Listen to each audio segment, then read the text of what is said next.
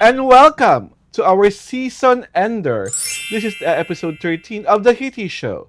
This is Alwad Ignacio, the diva that you love, together with Luis Macawaring Ultra Maldita, Hi, this is Alex at Brosas. syempre pa, end of May na ngayon, May 31. At pag malapit ng matapos ang May, ibig sabihin nun, June na.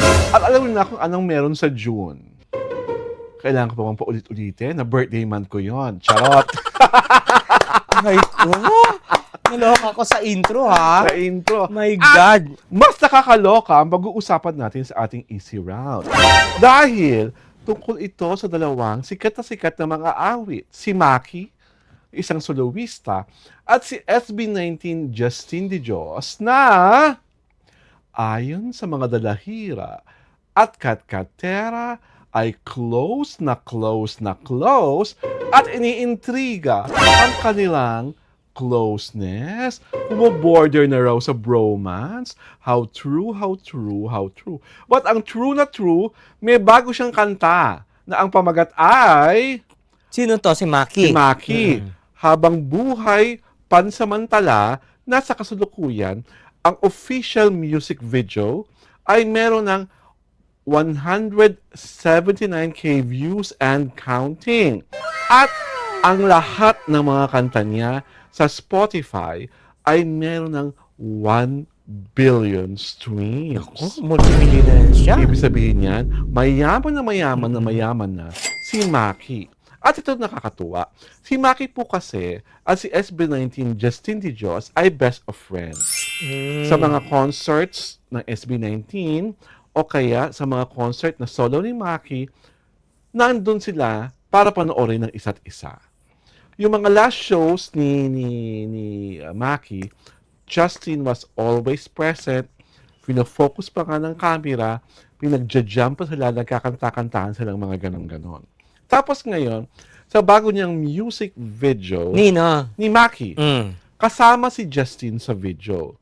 At yung eksena sa video, naglalakad si Maki sa kalye, nagbabike si Justin, hindi sinasadya, nabangga niya, nasagi niya si Maki, tapos biglang may tumilamsik na color pink sa puting uniform na suot ni Maki.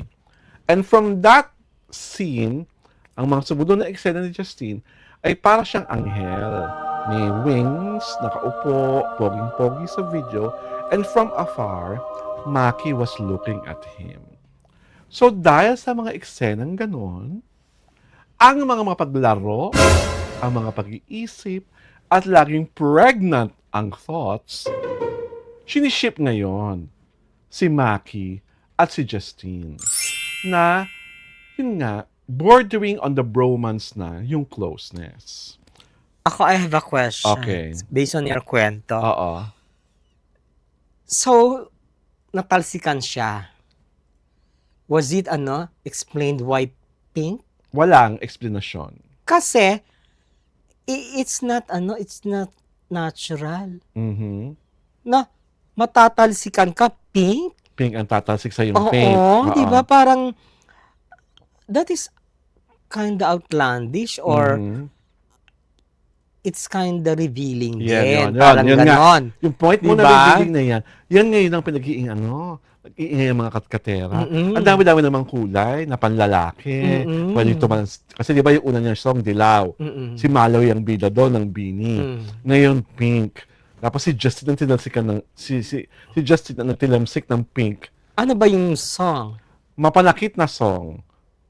Mapanakit. It's a love song. Oo. Na, Pero hindi naman about color. hindi about color. But the color pink is very visible in the cartoon characters in the video. And then, yun nga, syempre ngayon, ang kulay na pink, lagi siyang associated sa LGBTQ plus IA community, di ba? So, sa mga katkatera, hindi po sa amin galing to ha, inuulit ko, we will never bash Maki, we will never doubt Justin De Dios simply because they are great musicians. But, yung mga nagko-conspire, yung mga nag-iisip ng kung ano-ano, sinasabi, bakit pink? Eh yun nga, ang pink ay color of, ang dating tuloy, are they outing each other? Yun ang question number 1. Mm. Tapos question number 2, ang kinatanong, diba may eksena nga ng angel. Tapos sa ending, parang open ending, papalapit na si Maki dun sa angel ng kay Justine. At hinatanong naman ng mga dalahira, para ka ba kay Maki? Anghel sa totoong buhay? Ang turing niya kay Justin de Dios? Yun ang question number 2. At question number 3, actually, sa situation, nag-guest pala si Maki sa ang walang kwentang podcast Mm. ni Direk Antoinette Hagane. at Direk ayan kung saan yung I forgot the name of the other gay director. Para inamin doon ni Maki na he's in a situationship. Pero may kinatawag siya yung back burner eh. Hindi ko alam kung ano ibig sabihin nun eh. So, basta siya yung back burner sa relasyon. Ah. So parang siya yung, ewan ko, siya ba yung nasa losing end? O siya yung tinatanggap lang na wala siyang panahon for me, pero pag nagkapanahon siya, parang tanggap ko lagi kaagad. And then, may mga nagre-react doon na supposedly mahusay mag-research at knowledgeable sa mga galawan nila ni Justine. Kino-conclude, sila ang nagsasabi na yung dalawa nga is really in a situationship. Hindi klaro ang relasyon, pero close. Kasi nalagdag nila yung mga chika nila na nag-out of town sa Batanes, with a few close friends. Tapos, may mga pagkakataon na parang ini-insinuate ng mga nakakapansin na this is not the usual male-to-male closeness.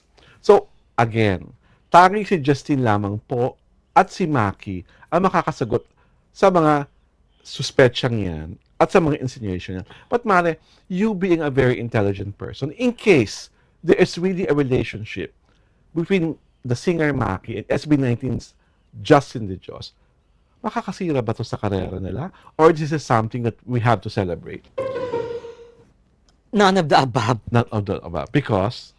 Hindi to makakasira sa kanila because nobody sa kanila ang aamin. For sure. Okay. Di ba? Mm. What was your second, ano? Kung makakasira ba ito sa karera nila, Sabi- or is it something To celebrate. to celebrate?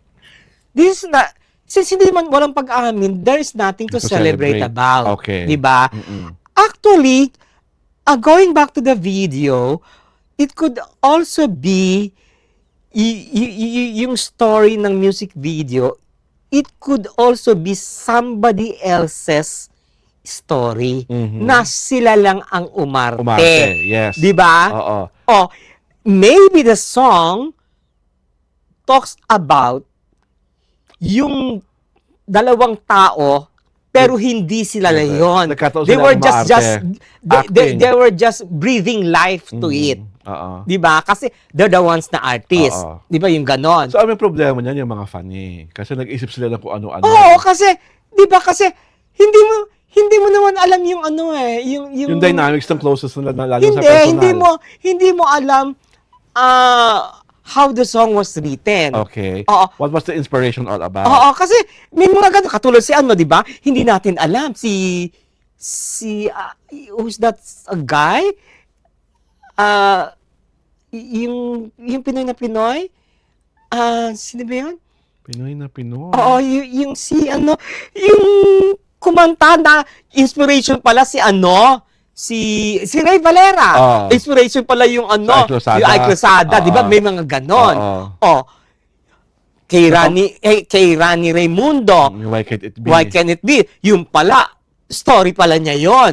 Di ba na she fell in love with Or ano? yung parang kay yung kay Louie Ocampo, yung Tell Me Where Did I Go Wrong. Oo, na kay ano. Hindi pala yung para kay Joey Oo Albert. nga. Hindi para sa high school girl crush niya Oo. na busted siya. Oo, there are so many ano, di ba, ganon.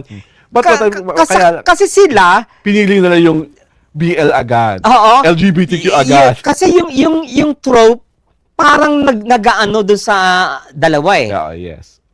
Parang akma. Saka kasi yung mga promotional pictures, na nakita mo sa X, may eksena kasi magkaganon sila ng kamay. Tapos may eksena nagtititigan silang maigi. So yun ang I think yun ang nag-fuel sa imagination. Kanil bang song yun kay Maki? Kay Maki. So si Maki ang ano, makakasagot kung para kanino yon. Oo. Kung sino yon.